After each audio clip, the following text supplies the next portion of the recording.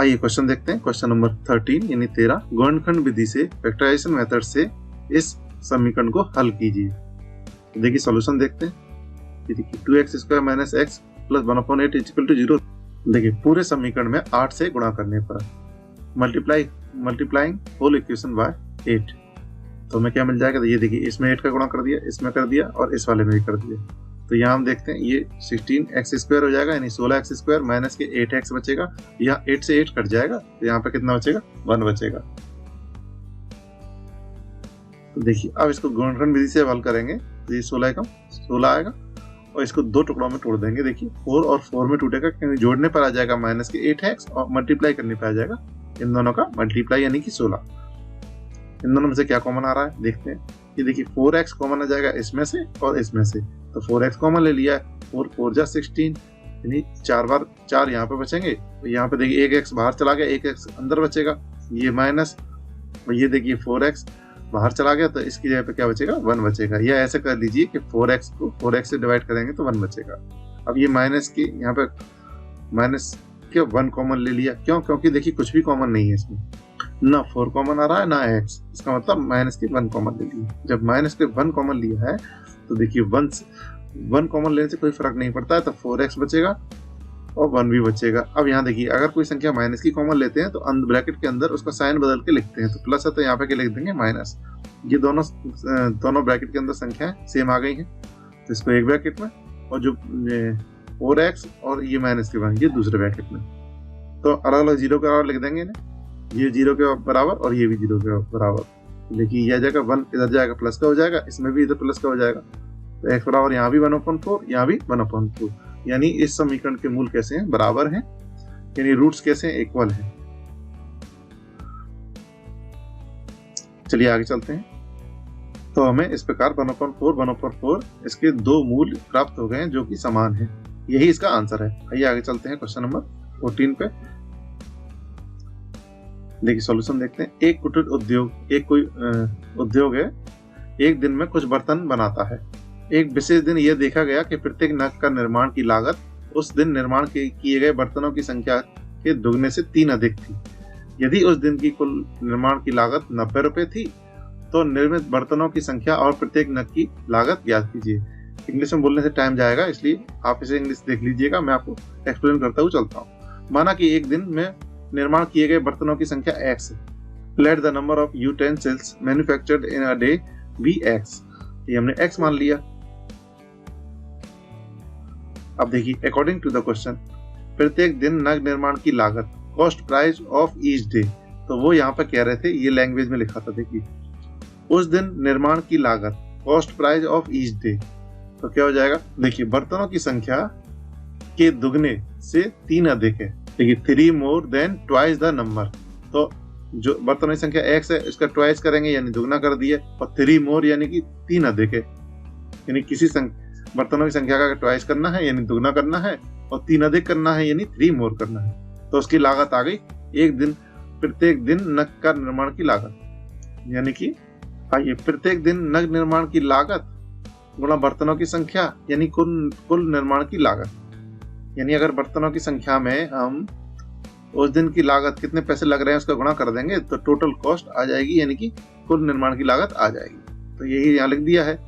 देखिए एक दिन की निर्माण की लागत कितनी थी, 2x + 3 ये थी। बर्तनों की संख्या कितनी थी, x, देखिए x थी तो x लिख ली, और इन्होंने कितनी दी है, कुल निर्माण की लागत। देखिए यदि उस दिन की कुल निर्माण की लागत 90 है तो यहाँ पे देखिए 90, इसकी जगह पे कितना आ जाएगा, 90 आ गया। अब इसको सॉल्व कर लेंगे। x का गुणा इसमें होगा तो 2x² और x का गुणा 3 में होगा 3x, और देखिए 90 यहाँ प्लस के इधर जाके माइनस के हो जाएंगे। और इसे सॉल्व कर लेंगे फैक्टराइजेशन मेथड से, गुणनखंड विधि से। ये देखिए 2 का मल्टीप्लाई 90 में करेंगे तो 180 आ जाएगा, तो 3 को इस प्रकार तोड़ेंगे कि इन दोनों का मल्टीप्लाई करने से 180 आ जाए, और इनको जोड़ने घटाने से ये 3 आ जाए। देखिए 15 और माइनस के 12 में टूट जाएगा। अब क्या कॉमन आ रहा है, देखिए यहाँ पे x कॉमन आ रहा है, सिर्फ 2 और 15 में कुछ भी कॉमन नहीं। तो x कॉमन ले लिया तो यहाँ 2x बचेगा और 15 बचेगा। यहाँ पे x तो बाहर चला ही गया है। यहाँ देखिए ये दोनों में 6 कॉमन आ रहा है, 6 ले लिया है, माइनस के 6 ले लिया है, तो 6 × 2 = 12, तो 2 बार भाग जा रहा है, इसमें 2 बार लिख देंगे और एक एक्स बचेगा। माइनस 6 से जब 90 को डिवाइड करेंगे तो 15 आ जाएगा। ये दोनों सेम आना चाहिए, हमेशा ध्यान रखिए। तो एक ब्रैकेट में ये बचा, दूसरे ब्रैकेट में ये सिमिलर रहता है, वो एक ब्रैकेट में लिख देते हैं, फिर दूसरे ब्रैकेट में ये x माइनस 6 लिखेंगे, तो ये आ गया है। तो अब एक बार इसको 0 के बराबर और एक बार इसको 0 के इक्वल रख देते हैं, ये लिख दिया।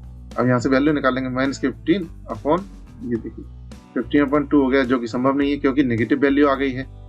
और यहाँ देखिए x की वैल्यू कितनी आ गई, 6। इसका मतलब हमें x बराबर 6 को ही फोकस करना है,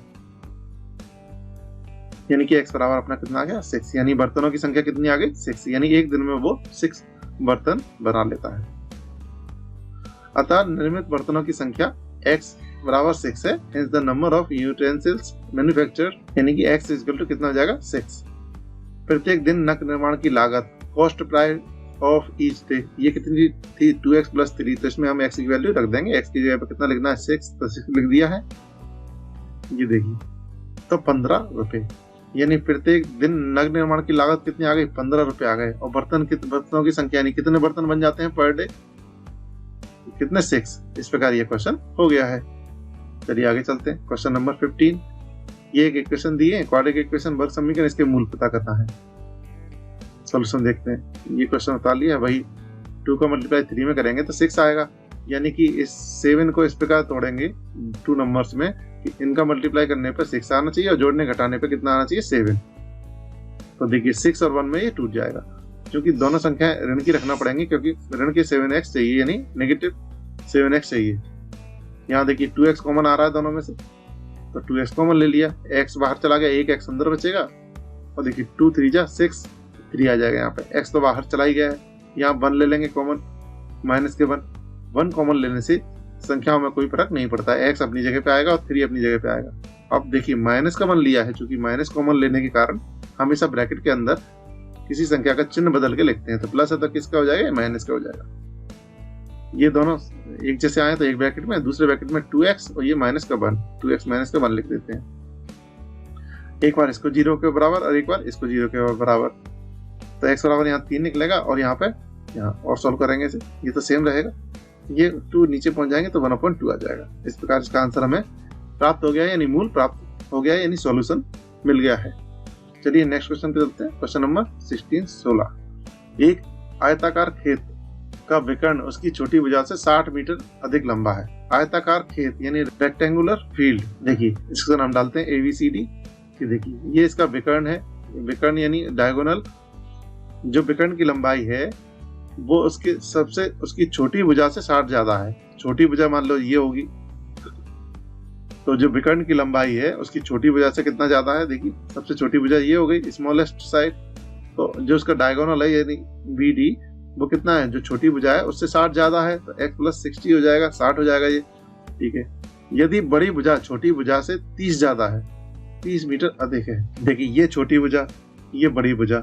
अब वो कह रहे हैं जो बड़ी भुजा है लॉन्गर साइड, ये देखिए ये लॉन्गर साइड वो स्मॉलर साइड से क्या है, स्मॉलेस्ट साइड से कितनी है, 30 मीटर अधिक है, तो यहाँ हो जाएगा x + 30। अब देखिए हम जानते हैं जो आयत होता है वो उसके जो प्रत्येक कोण कितने होते हैं, 90 के। तो ये कोण कितने का हो जाएगा, ये वाला 90 का। ये कोण कितने का हो जाएगा, 90 का हो गया। ये 90 का हो गया तो ये एक समकोण त्रिभुज हो गया, ये वाला समकोण त्रिभुज हो गया। तो इसमें हम पाइथागोरस प्रमेय यूज करेंगे। तो देखिए सॉल्यूशन देखते हैं अब। समकोण त्रिभुज BAD में पाइथागोरस प्रमेय से applying the Pythagoras theorem in right angle triangle BAD, तो क्या आ जाएगा, देखिए कर्ण का स्क्वायर, लंब का स्क्वायर, आधार का स्क्वायर। इट मींस देखिए कर्ण यानी कौन है यहाँ पे, BD, हाइपोटेनस कौन है, BD, तो BD का स्क्वायर। परपेंडिकुलर कौन है, AB, तो AB लिख दिया है, AB का स्क्वायर। और बेस कौन है, AD, तो AD का स्क्वायर। यहाँ देखिए सारी वैल्यू रख देंगे। ये इसकी ये BD कितना है, x + 60, ये लिख दिया है। तो परपेंडिकुलर x, तो x की वैल्यू लिख दी। AD, तो AD की वैल्यू ये है, तो ये लिख दी। ये देखिए अब इसको एक्सपेंड करेंगे, a² + b² और प्लस 2ab, तो उससे ये आ जाएगा। ऐसे a का स्क्वायर, देखिए ये एज इट इज रहेगा। अब a का स्क्वायर, b का स्क्वायर और 2ab से ये आ जाएगा। अब x² से x² कट गया, ये दोनों यहाँ पे बचे और ये तीनों यहाँ पे बचेंगे। अब देखते हैं आगे, इन दोनों को उस साइड ले जाएंगे। तो देखिए 3600 को उधर ले गए, इन 3600 को उधर लेंगे तो माइनस के हो गए। 120x को इस राइट हैंड साइड ले जाएंगे, कितना बचेगा, ये माइनस की 120x हो जाएंगे, बस प्लस की उस साइड और इस साइड आके माइनस की 120x हो गए। ये ऐसे के ऐसे, ये ऐसे के ऐसे, ये दोनों साथ में रख लिए हैं, देखिए इन दोनों को हमने साथ में रख लिया है, ठीक है। अब ये 3600 बचे और ये 900 इसके पीछे लिख दिए हैं।